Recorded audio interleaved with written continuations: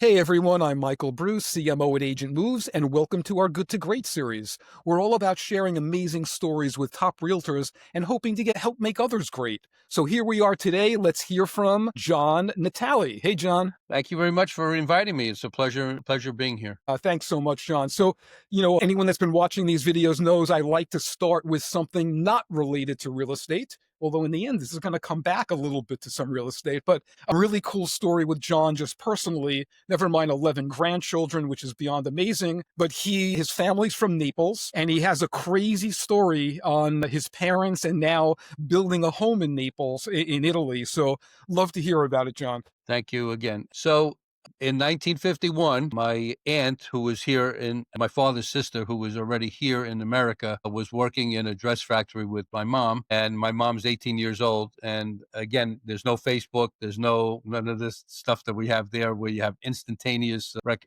but showed a picture of my dad to my mom. She must have obviously she fell madly in love and somehow got on a boat to Naples, Italy. They actually, and I have letters. I mean, late years, just recently in the last year or two, going to Italy and meeting my aunts. They shared letters that my dad wrote to my mom, and they were just madly in love. And they actually got married in 1951, right on the spot in Naples, Italy.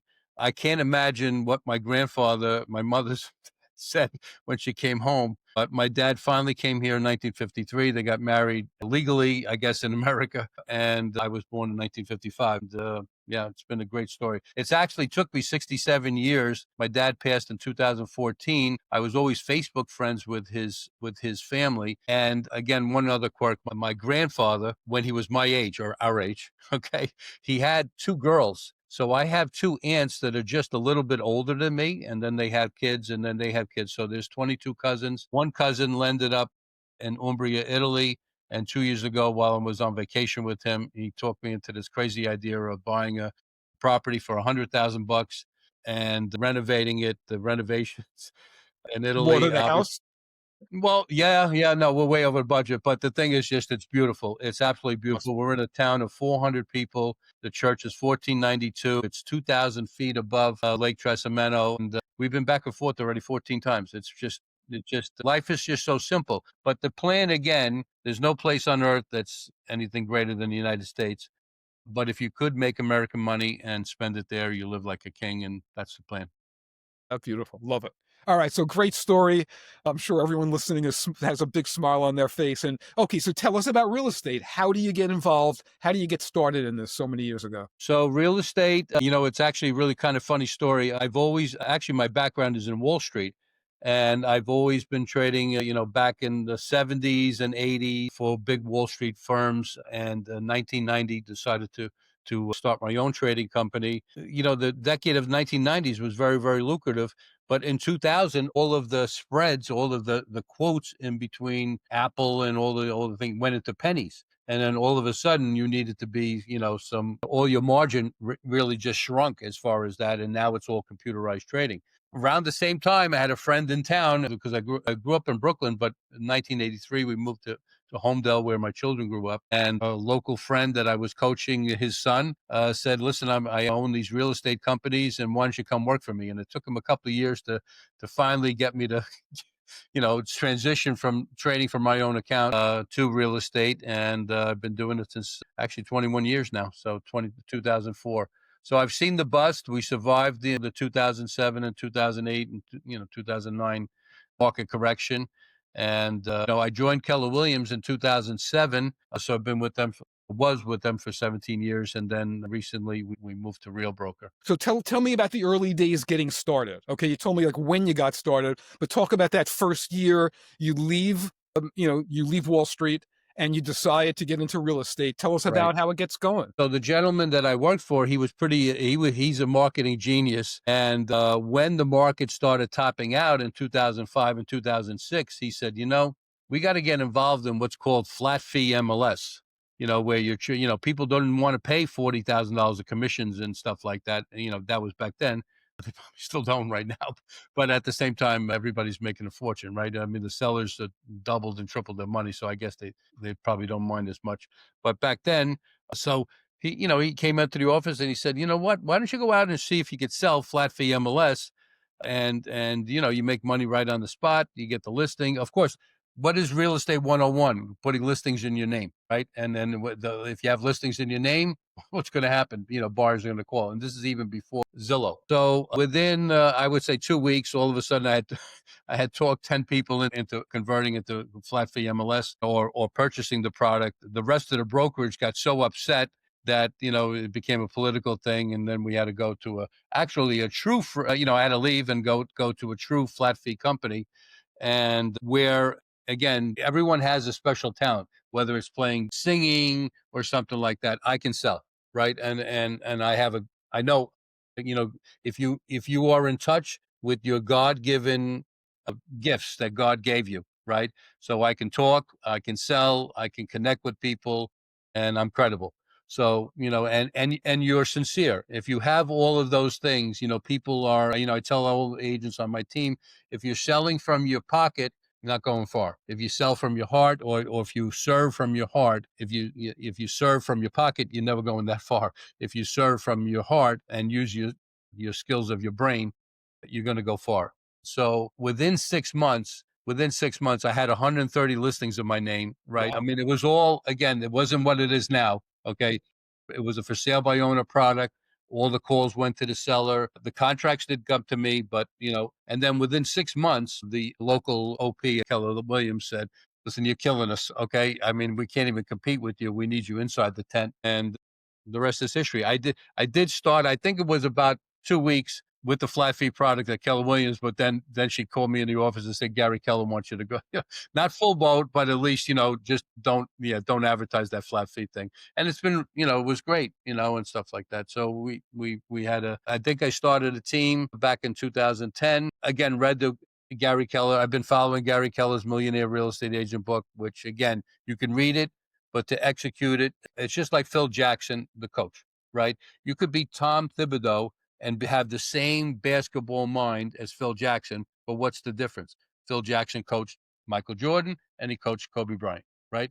So I think that, not that I struggled, but from 2010 to about 2014, we had a team, small team, and we were doing okay. But then finally, I met some young talent, some 25-year-olds that trusted me with their career, and off of like 4 or 5 of them, it just kind of blew up. And we did some really, really big numbers in 2020, 2021. And then, like everything else, the young people said, well, why do we need John? And so they all branched out on their own. So my tree at Keller Williams is actually really huge. And thankfully, even though I'm at Real Broker, they allowed me to keep it. So.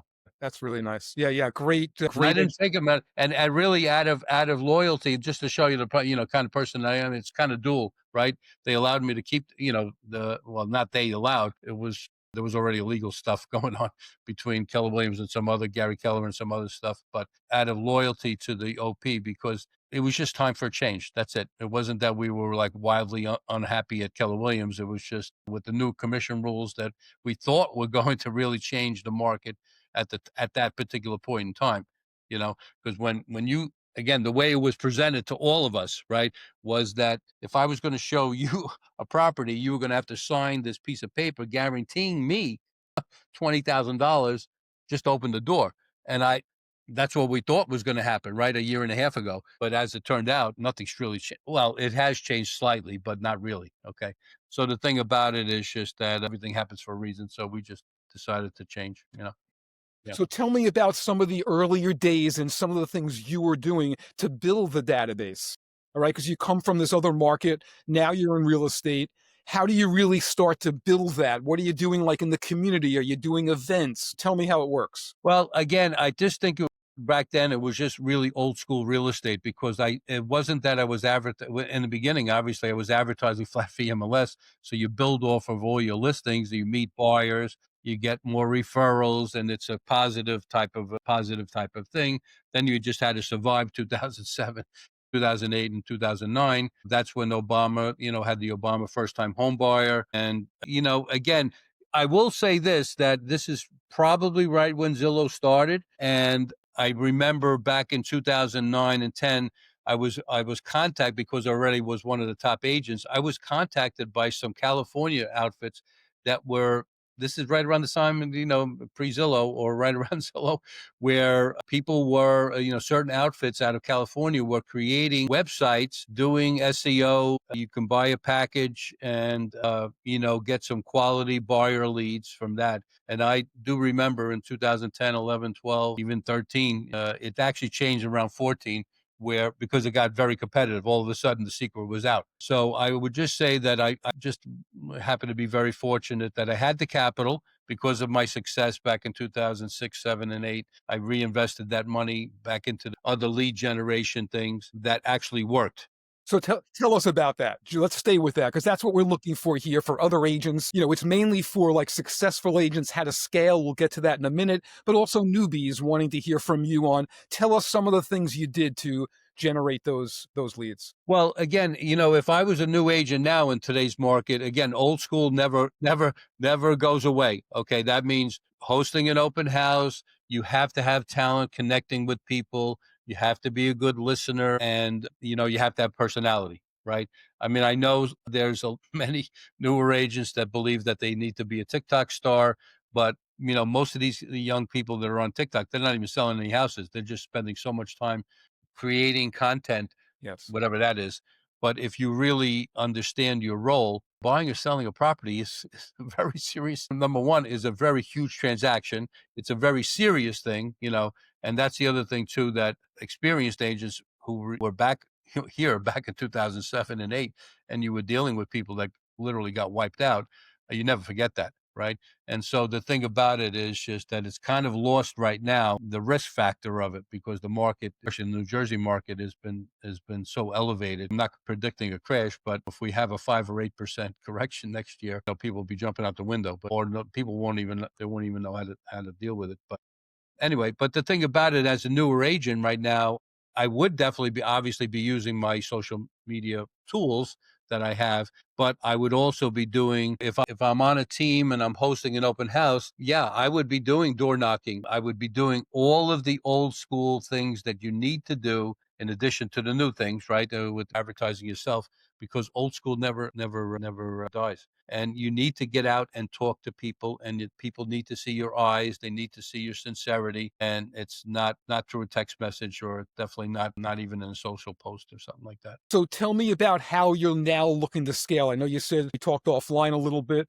Business started coming back into 2024, looking like a pretty strong 2025. What are you looking to do now going forward? I know you have about 15 agents, keeping everyone busy, keeping this rocking. You also mentioned, you went over it lightly, but that little SEO story that you got started at in the early days of SEO is paying off for you now 20 some odd years later, big time, right? Right. Well, again, back then, a lot of outfits were just starting out certain things, and I always knew from day one. Okay, listings is your blood, right? I mean, buyers, if they're loyal to you, and even now, it's even more fragmented. I remember this statistic, and now it's like a wild statistic. I think back in 2010 or 2011, there were 5 million internet leads generated and 5 million sales. So 5 million internet leads total, and all the different websites and everything else like that.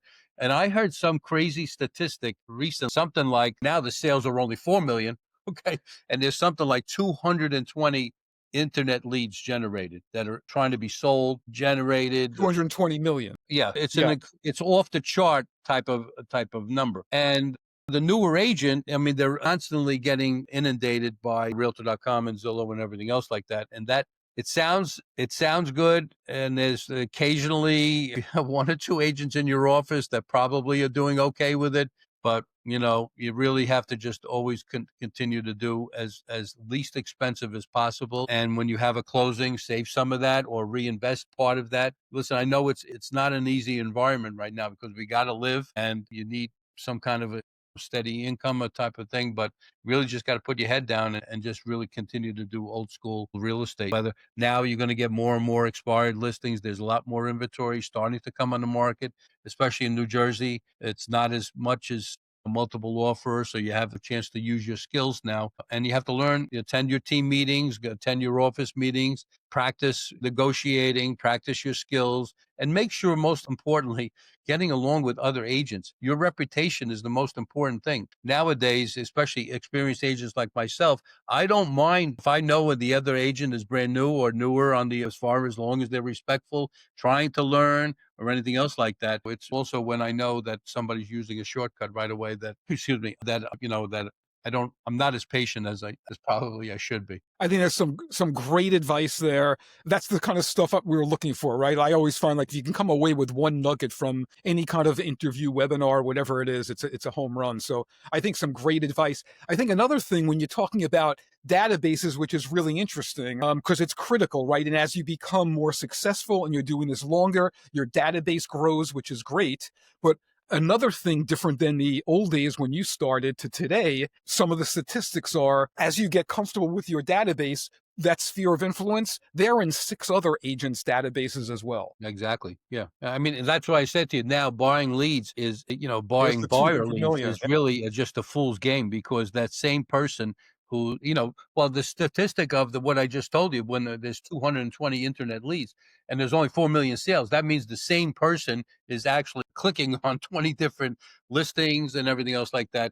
And again, it's part of the frustration that, again, Zillow they've done what they do. They, all these websites. I mean, my own personal website has the appointment button.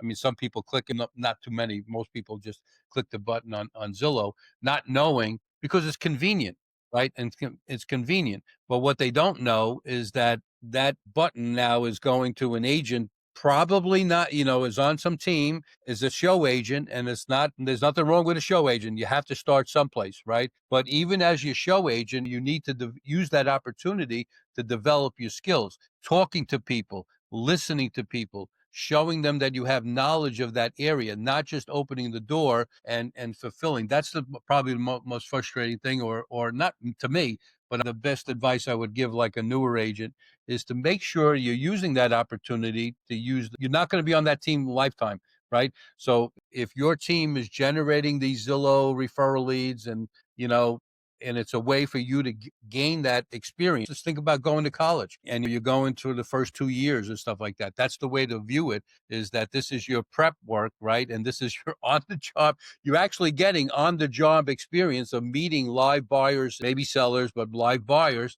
But let's learn how to talk real estate. If you're in an area, they give you a lead and you're in Freehold and you're from Tom's River or something like that, well, then learn everything you can. I mean, Ryan Serhant, I mean, I actually am a very good friend with Ryan Serhant, and he's been a very big influence on my life. I remember him talking about the biggest sale in his career, right? Was the one down in South Beach, Florida, where he had to, as he was flying on his private jet, going down there to meet somebody who was going to buy something for 130 million. He learned everything he could about the restaurants, the highways, and everything else like that. He knew nothing about it, but God gave him we all know Ryan Serhant. God gave him the talent. And I would just give the people, all the newer agents, the same advice. Practice. You need to put your time in. Okay. You're not going to be Ryan Serhant in 30 days. Right. And if you don't want to do the work, this is not going to be long term for you. It's just not going to work. I don't care how many TikTok videos you do or anything else like that. Inevitably, you're going to need to make a living. And it's okay in the beginning to give up 40, 60, 70% of a commission to a team and to Zillow and all this other stuff. But this is your entry to get that experience. So make sure you maximize every opportunity as I meet people. Beautiful. John, thank you. Great advice. That's exactly what we're looking for here, especially from someone doing it as long as you. You've been through the rounds of it. So really appreciate it. How can people follow you on social, John? So my Instagram is John Natale 55 in Instagram, and I'm on Facebook, same thing, and also TikTok. But I bet mostly on Instagram, and anyone can contact me for advice. I'm pretty sincere with offering. I have a passion for it. It's the team members that have been with me, they've been with me for a long, long time. We like to meet young, new people. Fortunately, I haven't really met too many, what I say, young versions of John Natale or yourself when we were 17 or 20, 25 years old. It's a different generation. I'm not giving up on them. I just think that it's the social pressures are, it's just changed. That's it. But out of those people, there's still many, many good young people that have a thirst for success, a thirst for learning. I'll leave you with this. Like, the kind of person that we're always looking for is the person we give them 100 leads or 100 numbers to call. And then a half hour later, he's tapping me on the back, go, Mr. Natale, I need another 100. Not me calling him a week later, go like, Billy, did you get to the, I've been a little busy, okay. That's not how me or you were, right? When we in our 20s or anything else like that, or trying to learn our skill or anything else like that. You really need to be a student of the art that you want. And if it's just something that you're doing, that's fine. Yeah, that's it. Beautiful. Yeah. Well, beautifully said, and totally get it. It's like on hiring, I look for like people that played sports in college. It's a full-time job. What kind of work ethic do you have? If you can get by playing a sport and graduating school and yet on scholarship, something like that, I love that. That's a hard worker. You know that how difficult that is. So to your point, yeah, it's a tough generation. I feel bad for a lot of them. COVID killed a lot of these young kids. Learning, you have to be in an office, be around people like you and me, depending on the industry, right? Then learning sitting in your bedroom on Zoom. So tough times. But John, thank you so much. This was just a great interview. Please follow John on social, follow Agent Moves as well. Join our YouTube channel, subscribe, please. And until next time, John, thanks again. And thank you for the opportunity to share. Absolutely.